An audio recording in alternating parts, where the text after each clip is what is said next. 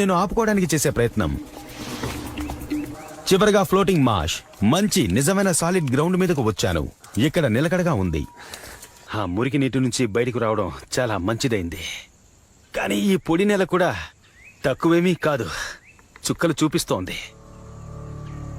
ఇక్కడ వృక్ష సమూహం ఎంత దట్టంగా ఉంది అంటే నేను కేవలం కొన్ని అడుగులు మాత్రమే చూస్తున్నాను.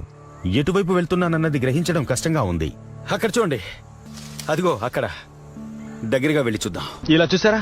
ఒక్క క్షణం అక్కడే ఆగండి. ఈ ప్రవాహం దగ్గరికి వెళ్ళడానికి కింద దారి కనిపిస్తోంది. ఇక్కడి నుంచి చూస్తే ప్రవాహం అవతల వైపు మీకు కనిపిస్తోంది. కిందకు వెళ్ళడానికి చక్కటి దారి కూడా ఉంది. ఇక్కడ చేపలు పుష్కలంగా దొరుకుతాయి. లోతట్టులో వాటర్ చాలా ఎక్కువగా ఉంటుంది. ఇది వేగంగా ప్రవహిస్తూ క్రిస్టల్ క్లియర్ గా ఉన్నంత మాత్రాన తాగడానికి సురక్షితం కాదు. ఈ నీరు తాగడం వల్ల మీకు ఈ కోలాయ్ లేదా స్ట్రెప్టోకోకై సంక్రమిస్తాయి. ఈ రెండింటితో మీకు డయేరియా అలాగే వామిటింగ్స్ వస్తాయి. ఒకవేళ మీరు సర్వైవల్ లో ఉంటే మీ పని ఇక్కడే అయిపోతుంది.